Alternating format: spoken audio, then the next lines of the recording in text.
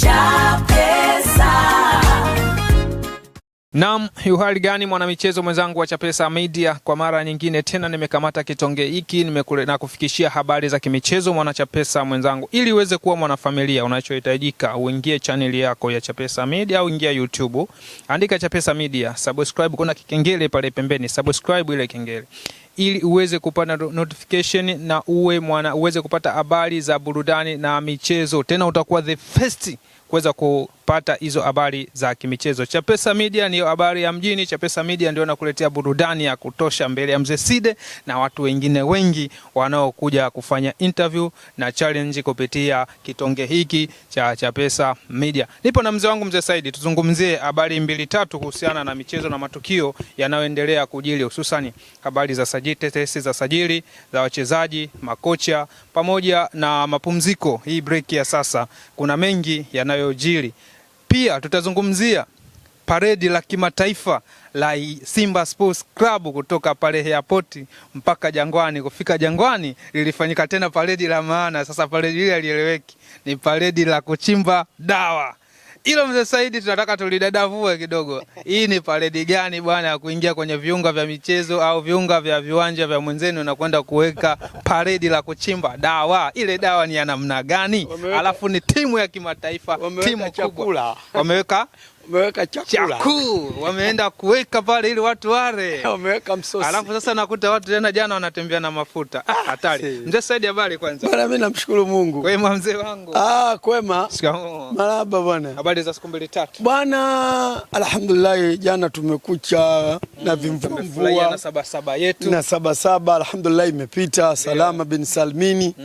Basi ndo kumeshakucha hivyo. Leo siku ya Jumatano. Ndio. Kama ya Wakristo ingekuwa siku mwezi wa 4 tungesema Jumatano ya majivu. Kwa sababu tumetoka Jumanne. Tunaenda Jumatano. Katika siku zote waga naikumbuka siku ya Jumatano ya majivu. Kwa vipi? Huwa nafikiria mbali sana Jumatano ya majivu. Haya ni mambo ya dini, mambo ya dini. Tayari wewe imebaki ni historia kwa upande wako tena. Majivu, yani Jumatano ya majivu. Kwa hiyo Mwenyezi Mungu anakukumbusha kesho utakuwa jivu wewe. Sikuna watu wanachomwa moto ndio ukaluka dundika tamba sasa hivi, lakini kuna vitu vilivyoandikwa katika msahafu na katika Biblia ni vitu ambavyo vipo. Ndiyo. Kweli kuna watu wanachomwa wanageuka kwa Jumatano ya majivu. Tumeona ile Mchina. Sasa kumbe yule Nikwambia charudi tena. Sio wana madhehebu. Kila dhehebu manake wana sana. Hayo jinsi wanavyo. Mzee Saidi, tuanze kwanza na hili bwana. Ndio. Tuanzie paredi ya Simba Sports Club iliyofanyika kutoka pale viwanja vya airport vikazunguka mpaka kufika Jangwani, tamati kaenda kuishia Coco Beach kule katika beach ya Coco Beach, katika viwanja vya upepo wa burudani zaidi, maana kule ndio burudani ilifanyika kule, lakini burudani kubwa mimi naona ilifanyika pale viwanja vya Jangwani, uwanja wa Kaunda. Amefika pale bwana semaji alitoa taarifa au tamko, oya ni muda wa kwenda kuchimba dawa. Kwanza mimi nataka tuulizane hapo Mzee Saidi, ile kauli ya msemaji na ile dawa alikuwa anamaanisha dawa gani? Unajua hivi vitu tunapaswa tuvikemee watu wenye tasnia ya mpira. Mpira wetu tunaupeleka kwenye vita. Na vita hii itakuja kuleta athari katika taifa letu. Tutajifanya kama ni mpira, kumbe tuna mambo mengine. Umenielewa Paredi halikatazwi. Ndio. Yanga wameshafanya paredi zao sana. Safi kabisa. Potele mbali watakavyosema iwe vyovyote vile. Mimi siku zote nasimama kwenye msumari. Umenyoka hivi. Wameshafanya paredi sana wenzetu. Ndio.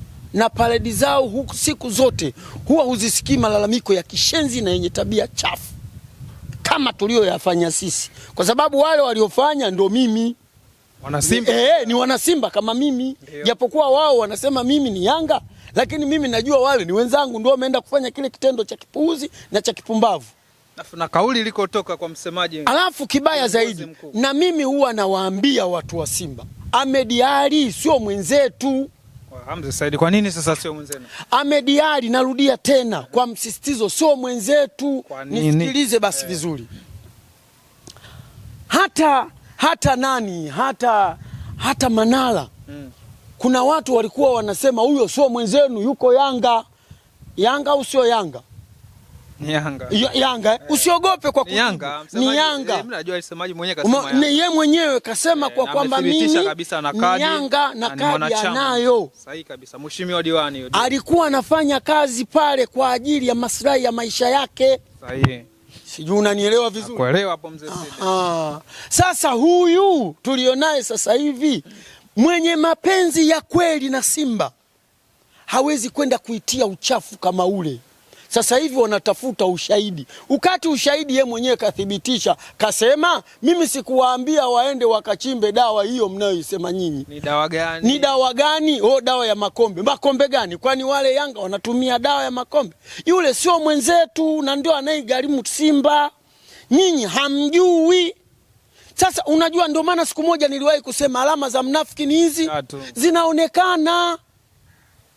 Haiwezekani klabu kubwa kama ile wewe uende ukawaambie wanachama wake na wapenzi nendeni mkachimbe dawa. Neno la kuchimba dawa lilikuwa linatumika kwa wasafiri. Na kwa wasafiri hao wanaotoka mbali wamefika sehemu wamechoka, kwa kupunguza ukali wa neno lake kuwa nendeni mkanye, nendeni mkakojoe. Kwa hiyo wakasema kwa sababu tunasimama polini, simameni tu dawa. Lakini sio eti sijui kuchimba dawa uende uka... Sasa na wewe wenzao wale wagulugulu wale wamewapa siku 3. Bwana wazee wameongea, wazee wa Yanga wameongea. Na wale wazee wabaya waliwahi kumfanyia kitu kibaya Msonye mpaka leo hajaonekana. Oho. Msonye aliwatukana, aliwaambia Yanga pumbavu, akapamiza chini simu. Akamwambia ametuambia sisi wapumbavu. Sisi wazee wa Yanga wapumbavu, tumezuia timu yetu sisi isicheze Afrika Mashariki. Hela tunayopewa ni ndogo. Haki yetu leo anatuambia tunaye huyu. Yuko wapi? Alitoka Kenya kuja kuomba msamaha huku. Wewe unafanya mchezo, sio Kenya, sio Uganda, ishirikisho kwani liko wapi? Alitoka kule akaja kuomba msamaha, jamani basi yaishe. Naombeni mnisamee. Kila alichokuwa anafanya kinapululuka. Kila anachokifanya anapululuka. Sasa tuwaombe sana hawa wazee wasichukulie hasira zao hizo. Umeelewa? Tufikie sehemu wazee wa Yanga sasa. Ndio maana yake wazee wa Yanga tusifikie huko. Sasa wao wamesema msifikie huko kwa taarifa walioitoa wao ili wasifike mbali. Cha msingi ile mizigo iliyowekwa pale Jangwani ikaondolewe. Aseme ye mwenyewe huyo aliyowaambia nende mkachimbe dawa. Awaambie twendeni tukafukue dawa zetu tutowe. Awaambie wale mashabiki twendeni tukafukue dawa zetu tutowe. Lakini sasa msemaji anasema mizigo sio dawa ya mizigo, ni dawa. Mimi namwambia yule kijana. Yupi Ahmed? Mimi Simba na Yanga nazijua kuliko yeye. Wallahi na hapa kwa jina Mwenyezi Mungu, Simba na Yanga nazijua mimi. Ndio. Umenielewa sijui? Leta maneno. Sasa asijisahau sana. Atakuja kupotea kiasi cha kwamba tusije kujua kama kuna mtu alikuwepo Ahmed Ally. Hivi vilabu viwili. Asijisahau mpaka ikafikia hatua mkamshangaa au mkamsahau kabisa kwa Ahmed Ally alikuwepo.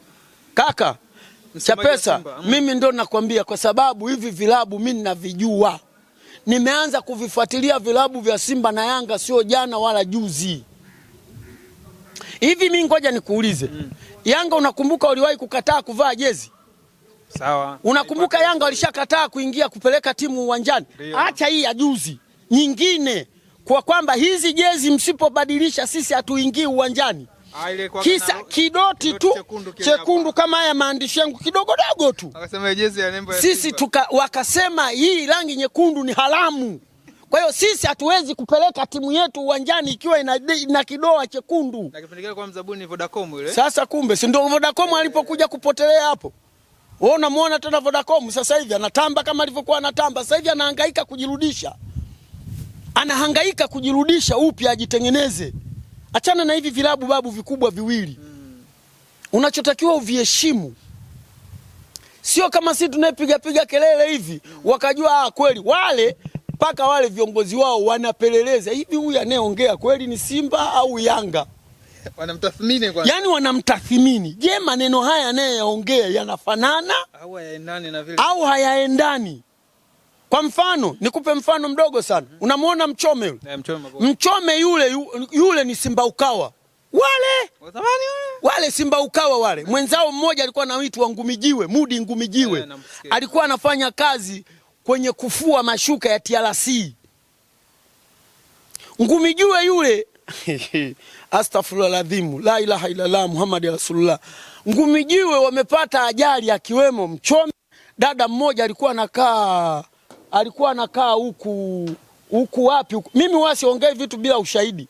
Alikuwa anakaa huku wanakoendaga Yanga kukaa huku kwenye zile hoteli zao za kifahari, ukivuka bahari kunaitwa Kigamboni. Yule dada alikuwa Kigamboni. Pale walikufa watu hawa akiwemo Ngumijiwe. Huyu Mchome alikuwemo kwenye ile ajali. Huyu Mchome unayemuona.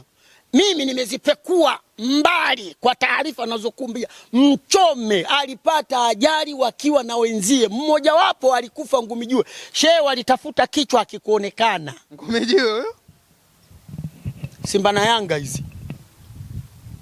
Shehe Ngumijiwe kichwa hakikuonekana. Mchome hataki kuyasema tu. Na ndio maana Mchome unamuona na hasira vibaya mno.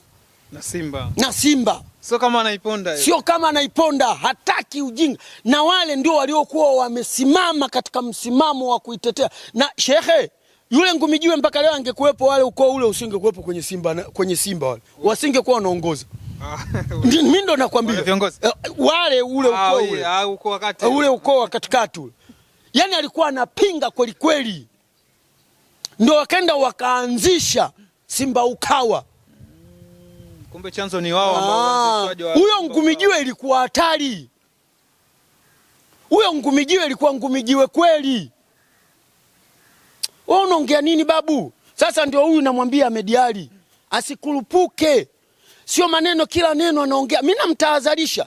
Atakavonichukulia anichukulie hivyo hivyo. Wale wazee wamemaindi kweli ujue. Wazee wa Yanga ndio wamezungumza pale bwana. Wale wazee wamemaindi ujue, sio wale wazee, mpaka viongozi wenyewe wanaoiongoza Yanga wamemaindi Ahmed Ally. Kwa kitendo alichokenda kukifanya, yani ule ni uchonganishi. Unatuletea sintofahamu kwa washabiki oya wasiofikiria, wanaona ni jambo zuri kwa tumewakomesha kile alichokitenda. Umenielewa sijui? Tumefanya nini? Tumewakomesha. Na wenyewe watakoma. Mbona wenyewe wanakuja kutufanyia fujo? Wenzenu huwa wanasimama na mkombe wao ule, wanadunda pale, wanalukaluka, wakimaliza wanaondoka zao. Lakini nyinyi mnaenda kachimbeni dawa, mnakunya. Nyinyi nendeni mkachimbe dawa, mnakojoa kwa wenzenu. Sio tabia nzuri. Wanasema walifanya hivyo kwa sababu wamelikuta poli. Hawakutegemea kama zile kauli za kusema tutaukuta uwanja. Dar es Salaam poli liko wapi? Hebu nionyeshe poli liko wapi? Poli vile viwanja vyote vya watu pale shekhe. Tusitumie lugha za uongo ambao si wa ukweli. Pale kuna kichaka kiko wapi? Kichaka unakijua wewe? Kichaka kitokee Dar es Salaam. Hebu twende kanionyeshe kichaka. Ndio wamekikuta Jangwani. Kichaka au maeneo yale. Kichaka pale watu wamelundika madongo yao, wanafukia mashimo yale, wajenge uwanja wao, nyinyi mnasema kichaka. Acheni maneno yenu bwana nyinyi. Kwa hiyo kwa ushauri wako kwa mashabiki wa Simba pamoja na kiongozi kama vile msemaji, ile kauli aliyoizungumza. Na ndio maana mimi nilishasema mapema sana kile kitengo kile. Kama mimi ningekuwa kiongozi au ningekuwa na mamlaka, kile kitengo chote ningekifuta kile. Kitengo cha habari. Wale wote ningewarudisha makwao. Wote ningefukuzilia mbali pale. Ndo sosi ya go where the hide vets come and tutale when the tule weko basi ya Kiingereza. Nendeni mkakae majumbani kwenu kwa mkalale. Maana yake nini mnatufanyia namna hiyo? Ile ni kuizalilisha klabu. Alafu ni timu kubwa. Haya maneno yanatembea Afrika. Sisi tunajuana wenyewe wa Bantu. Haya maneno yake kanyaga Kenya. Haya maneno yake kanyaga Uganda. Nyinyi mtakuwa bado mna thamani. Yaani ni mtu mmoja anaizalilisha klabu. Ndio maana mtu mwenye mapenzi ya klabu yake hawezi kufanya vitu kama vile. Wahamasishe watu, washangilie, tutaniane kama vile yule mtoto Alikamwe anavyowahamasisha mashabiki, wakifika pale ni check. Wanafanya fujo zao pale barabarani, maskini ya Mungu, na wanalipia ile barabara. Wengine wako juu ya gari, wengine wako chini, lakini huwezi kuona mwana Yanga yoyote akaokota juu akaenda kupiga kioo cha jengo la Simba. Tufike sehemu tuache huo ujinga. Mimi nasema hivi, narudia tena, hivi vilabu viwili kama vingekuwa na ujinga huu wa sasa hivi tusingevikuta enzi ya Mwalimu Nyerere na Karume, tusingevikuta. Kwa sababu Karume ndio katoa majina yale. Simba ilikuwa inaitwa Sunderland sijui. Bana mzee Karume akasema kuanzia leo hao wataitwa Simba Sports Club. Wale wenzangu na mimi walikuwa wanatumia nembo ya ndala Waswahili. Akasema kuanzia leo hilo jina achane nalo, mtatumia Young African. Wakaenda wakaiwahi na nembo ya Afrika, wakaiweka kwenye jezi yao. Lakini wale jezi nini nembo yao ndala Sheikh. Liko gazeti moja wanalificha lile gazeti moja liliwahi kutoa ndala kabisa ndala. Afu yule anaitwa vile vibwengo yule bwana mfikishaji yule maudhui yule sasa hivi kaacha kidogo. Alikuwa anaitolea hiyo. Basi mzee Said tuje tuzungumzie hii break iliyopo sasa hivi. Kuna mashindano ya Kagame. Lakini bwana wa Galatia naona wao hawapo kwenye ile listi. Kuna vilabu tu 12. Hapa Tanzania huku visiwani huku bara tumetoa wapo Simba na Singida. Sawa. Lakini Yanga kajitoa. Ana maana yake, na msimcheke Yanga mkamwona mjinga. Maana yake nini? Aha, sawa. Yeye anatengeneza timu. Ana wachezaji. Unajua ile cabinet ya siku ile ndio ilikuja kuikagua timu yao. Akiwemo tajiri mwenyewe. Kwa hiyo pale litapita panga kubwa. Kwa hiyo wanahitaji wachezaji utulivu wa hali ya juu wanaokuja wageni kuisuka timu. Kwa hiyo uwezi wewe huku unasuka timu huku una mashindano. Uongo. Kwa hiyo analengwa yule anaitengeneza timu ili mwelekeo unayokuja mwelekeo uwe mzuri, msimu unaokuja waanze kufanya vizuri. Ndio wanachokitafuta. Kwa hiyo nikiingia kwenye mashindano haya mimi nitapoteza muda wa kutengeneza kikosi changu. Utasikia watu watasema tutafanya mazoezi. Mazoezi sio lazima mwende mkapigane mitama kule. Mwende mkacheze mgombee kombe. Timu unaisuka ukiwa umetulia. Unaitafuta combination ya timu ikae vipi. Umenielewa? Ndio. Kwa hiyo kujitoa Yanga wala hawana shida yote. Kwanza kombe lenyewe kombe gani? Nani analijua? Kagame alijulikana. Kombe lilikuwa zamani Afrika Mashariki, enzi hizo. Sio hili. Sio sasa hivi. Hilo enzi lilikuwaje? Babu. Babu. Muulize Jamhuri Kiwelu. Kwanza wengine nyinyi mlikuwa mjazaliwa. Muulize Jamhuri Kiwelu. Mimi sinakwambia muulize Jamhuri Kiwelu. Ilikuwaje sasa? Hiyo Yanga na hiyo Simba na Sport Villa Uganda. Huku namkuta Majid Musis. Ile tena listi imenitoka kidogo tu. Golini kulikuwa kuna jamaa mmoja mrefu ni jina lake limenitoka. Sule Kato. Bwana majina yamenitoka. Kulikuwa kuna Majid Musis kuna nani? Huku Simba ndo usiseme. Timu imesheena. Ina kocha mchezaji Hassan Afifu. We nini bwana wewe? Kama hii sasa hivi Steve Becker. Umemwona mwanaume yule? Mleteni watu wafanye kazi. Mwe mnambwela mnajikanyaga. Liko siku lile litakuja kuchukuliwa na timu zingine linaondoka afu mnaanza alikuwa bonge la kocha yule. Si watu naangalia namna hii. Baki na historia tulikuwa na Steve Becker na makombe mawili. Unajua na wenyewe wazungu sio wajinga. Leo umemwambia tunakuletea huyu kimya. Leo tunakuletea huyu kimya. Libasa mwenyewe na wasiwasi naye. Nini? Kuendelea kubaki wavunje benki. Wavunje benki. Tuzungumzie kwanza utekelezaji wa bosi mdhabuni wa jezi Jeruti. Siku ya paredi bwana, chuma 2 tunaziona pale. Ildha 2 zinaenda kuwapokea wachezaji. Ile ahadi walizungumzia kuwa bwana Jeruti itamshindwa lakini kaweza kutekeleza na mambo yamekuwa. Nisikilize Chapesa, nisikilize. Hivi ngoja nikuulize. Azam wana Jeruti wana nini hilo basi? Si wanailizi? Si wanalo? Wanayo. Kuna mtu analiongelea? Hapana. Kwa nini? Kwa nini hawaliongelea iliza la Azam? Sijajua. Timu mbovu. Timu mbovu. Azam mbovu. Basi linaonekana halina maana. Mimi Jeruti nachomwambia ili kusudi akae na hili neno langu, haki ya Mungu akae na hili neno langu. Aitengeneze Simba ichukue ubingwa. Yule ataonekana pale Simba kama dhahabu. Lakini ole wake kanyage mwakani tena Yanga wabebe ubingwa. Mama yangu we. wolosonsola wa minso safari imeisha. Aya wewe ndio maana mimi nampigia kelele achane na masuala ya magari, umenielewa? Yeye kaishaleta hayo magari, tulia atengeneze timu, yani yeye anyanyuke. Na Steve Becker unamtaka nani? Kile anasajili mchezaji mmoja. Anasajili mchezaji mmoja, si unataka timu yote uichukue? Yeye pale yeye kaingia mkataba na mchezaji mmoja. Sawa, sasa mshauri hivyo. Mshauri hivyo. Yeye jezi. Nakwambia hivi. Mchezaji mmoja, gari pamoja na uwanja. Kaka. Yule anaitaka timu. Lakini kwenye mkataba hajazungumzia hilo. Sawa, sisi wenyewe ndio mimi. Hebu nisikilize vizuri. Mimi nayeona kwa jicho la mbali yule anaitaka timu aimiliki. Jairuti. Sio mzabuni wa jezi. Yaani mambo yote yaondoke hayo. Yeye anaitaka timu aimiliki, aiendeshe Simba Sports. Ailetee mafanikio. Kuiletea mafanikio sio mabasi wala sio jezi. Tengeneza jiwe liende uwanjani likalete matokeo. Watu wa Simba wanahitaji kitu hichi, kombe peke yake. Hawahitaji lori wala hawahitaji Scania. Wanachokihitaji babu timu. Mimi nakwambia haki ya Mungu na mtume. Sawa, yeye ajaze malori, ajaze mabasi, ajaze majezi, lakini timu iende imegongwa na Yanga, imegeuka huku imetoa draw, imeenda huku imegongwa tena, imerudi huku imetoa draw, imeenda huku imefumuliwa. Utasikia aondoke, atoke. Atuachema wetu. Atuachie timu yetu, atoke. Kwanza tulikuwa na Muhindi, wataanza kurudi kwa Muhindi. Tuleteni Kanjibai wetu. Bwana. Mimi nakwambia huko hapa. Utakuja kusema wewe mzee ulisema kweli. Mimi vilabu hivi na vijua vizuri. Bana, kuna siku moja kabla haijajengwa vizuri ile klabu ya Simba ile. Huku nyuma kulikuwa kuna madude fulani ya makuti. Sisi tulikuwa tunaingia mle ndani unajua kucheza mpira mwe. Zile nyumba za mbavu za kipindi kile. Tunakaa wapi? Tunakaa Kagera Mikoloshini kwa marehemu mjomba wangu. Tunatoka kule Kagera Mikoloshini tunafuata ile barabara, tunafukuzana, tunakimbia.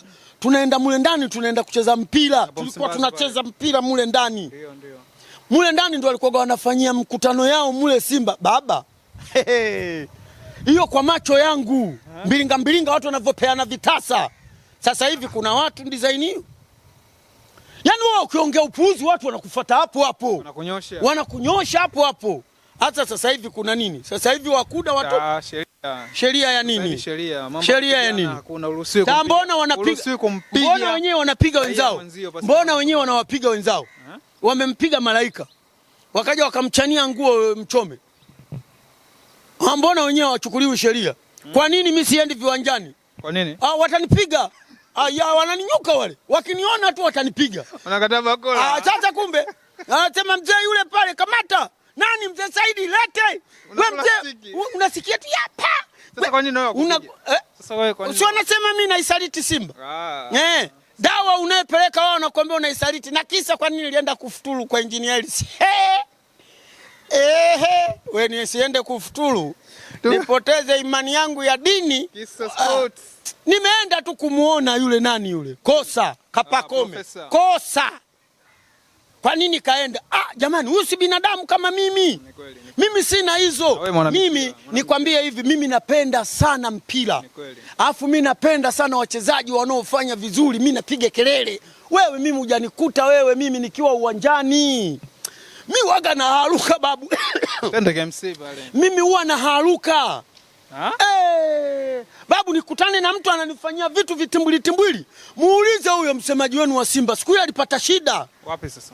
Uwanjani pale siku nimeenda kuiangalia Simba inacheza na nani na wale nini El Hilali Mdumani. Mechi ya kirafiki ya 1-1. Ndio wamemleta Kalabwa. Wewe kakaa pale katikati nikamwambia mmemwona huyo mwanaume? Yaani yule alikuwa yaani kila kifinya mimi nimenyanyuka. Yaani kila kigusa mimi wewe bwana wewe. Anamaliza tu. Alimtia ubavu mkwe wangu Aziziki kule watu wananyosha mikono akamwambia uongo huo. Alitufunga. Dulao. Unaongea nini bwana wewe? Katoka nyau. Lakini sasa hivi kipo chuma kingine pale. Yule. Wewe ile mashine nyingine babu. Chana nayo. Chana nayo ile babu. Anaingia msafi na anatoka msafi. Wewe chana na ile beki babu. Kupigwa chenga ni kitu cha kawaida. Kwani wewe ukipigwa kibao hivi kwa mfano mama Mshani piga kibao mimi nitakasirika. Mimi akinipiga kibao namwambia marhaba la azizi nyongo mkaliaini nakupenda mke wangu. Umekula kibao. Tatibu ndo yani ndo mapenzi. Safi kabisa. Tumalize na hili mzee Saidi. Bwana jana star wetu Star Boy Tanzania One kwa mimi naweza nikasema ndio Bwana Samata katika Instagram yake kashusha ujumbe pale kuwa anawashukuru wa Tanzania na viongozi wote na taasisi pia ya TFF kwa kuweza kushiriki timu ya taifa ndani ya miaka 15. Sasa hivi anaomba ni muda wa kuachia vijana yeye aendelee na majukumu mengine. Sio kuacha mpira ila timu ya taifa kule Ufaransa ataendelea kukipiga kama kawaida. Vipi wewe kwa maoni yako ni sahihi mzee Bwana Samata kuacha ikiwa tunaenda kwenye mashindano ya AFCON 2027? Unajua kucheza mpira na akili ni vizuri zaidi.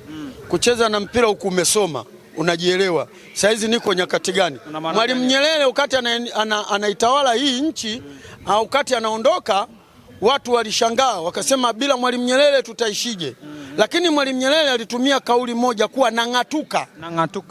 Umeelewa? Watu wakaitafuta kung'atuka maana yake nini?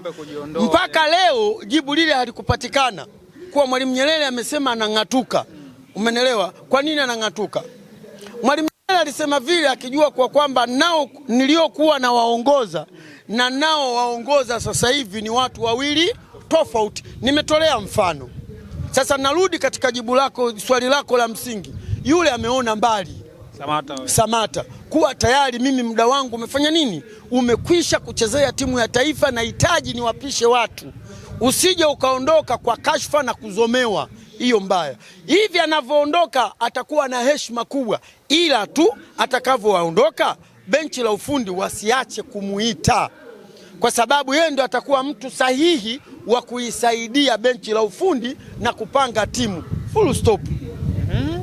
Mimi namuunga mkono. Lakini mzee Saidi, tunaelekea mashindano AFCON. Ukiangalia hata timu ya taifa World Cup, Ronaldo umri umeenda, bado Ureno pale wanamhitaji kwa sababu mchezaji mkubwa kama yule, hata vile vilabu vingine mnavyokutana pale kwenye kucheza wanaogopa, wanajua huyu bwana kapitia vilabu vingi afu huyu bwana ni star. Sasa yeye kuondoka kwake na kwa kabla ya ile mechi kilitokea nini kwa Cristiano Ronaldo? Kabla ya ile mechi kabla ya ile mechi wanagongwa goli moja wanatoka la jioni. Kulitokea nini? Swali mtukana yule. Yule mtukana babu toka tukutaki. Ile tayari kashfa, watu washakudharau. Sasa hichi alichokifanya Samata mapema kafanya jambo la busara sana. Ondoka na heshima yako. Si unaniona mimi naongea mitandaoni? Mimi nimeshamwataki mtu kumtukana. Kwa nini? Ni mtu mzima na busara zangu. Na busara inatakiwa ikuongoze kwa kwamba usimtukane mtu. Usimtolee maneno ya hovyo mtu. Hiyo ndio busara. We hata ukitukanwa vipi unatakiwa uyatupie mgongoni, uangalie nini unachokiongea. Sasa kapteni ameamua kutumia busara yake ya utu uzima wake kuwa sasa hivi hapa ni wapishe vijana waje wapambane. Sasa ndio yale nilisema mimi siku ile kupitia hichi kitonge, Samata keshakuwa mtu mzima. Muda wote atasema mimi naondoka. Kiko wapi? Sasa kina Barua, kina Chasambi, yule Aflentini Noma. Saizi ndio ingekuwa hatari, wako kwenye pichu wanasumbua vibaya mno. Ukimshika na nyumbulika kama nyumbu. Ukimshika na tikisika kama kambale. Sasa hivi wako wapi? Sasa tunaanza kuumiza vichwa, tunakuna ndio tunaenda kuwachukua kina nani? Yaani wewe unaenda kumwacha Valentine Noma, nani yule? Valentine Mashaka, unaenda kumchukua Mwangosi. Mwenyezi Mungu. Mwangosi afai msaidi, Mwangosi striker. Yaani unamwacha striker wa timu ya taifa ya vijana umri wa miaka 20 unaenda kuchukua Mwangosi. Neno la mwisho mzee Saidi kupitia mashabiki wako wa Simba Sports Club. Mwache kwenda kunya kwenye viwanja vya watu. Tabia chafu, mnaizalilisha klabu yenu. Waache kwenda kunya kwenye vilabu vya watu. Tunajizalilisha. Sasa hivi nimefika leo kituo cha stendi pale, napanda daladala, naambiwa mzee nendeni mkazoe mavi yenu. Mkatoa mizigo. Kwani wamesema mizigo? Wewe unajua makonda wa daladala? Yaani walivyoniona tu, mzee Saidi katoe kile kitu kile kizito. Nendeni mkatoe mavi yenu. Nikamwambia kwani mimi mliniona? Wamekunya wenzio. Sasa hivi kweli nyie mnafurahi, lakini sisi ndio tunayoona aibu. Hii ni aibu, hii ni fedhea. Lakini nyie kama mnaona sio fedhea, hii ni fedhea ya kiutu uzima. Lakini na anayetufedhesha kweli huyu ni Simba. Na kama ni Simba, kwa nini awaambie waende wakachume dawa? Wachimbe dawa ya nini? Dawa matunguli. Matunguli gani? Hata na mwaka huu tena wakichukua ubingwa kupata makombe. Na mwaka huu wakichukua Yanga tena utasemaje? Zile dawa zimerudi. Tunajizalilisha wenyewe wana Simba jamani. Mimi naongea kwa uchungu, tunajizalilisha wenyewe. Si tumefanya paredi letu, tena paredi letu lilikuwa la nguvu, dakika za mwisho mnaenda kulitibua paredi. Paredi kubwa. Bonge la paredi. Yaani ilikuwa ni historia kwa upande wa wana Simba. Matokeo yake sasa watu wameambiwa ndani mkanyo, wameweka kweli mizigo. Asante Mzee Said. Haya bwana. Bwana, nilikuwa na Mzee Said tukizungumzia habari za kimichezo, tetesi za sajili ya wachezaji pamoja na taarifa aliyoitoa mchezaji wetu Penda Tanzania One. Kwa mimi naweza nikasema Bwana Ali Samata kuwa sasa hivi ni wakati wa yeye kuwapisha vijana, yeye aendelee na majukumu mengine. Sina la ziada, endelea kutufollow, kulike na kushare. Chapesa Media ndio habari ya mjini. Bye bye.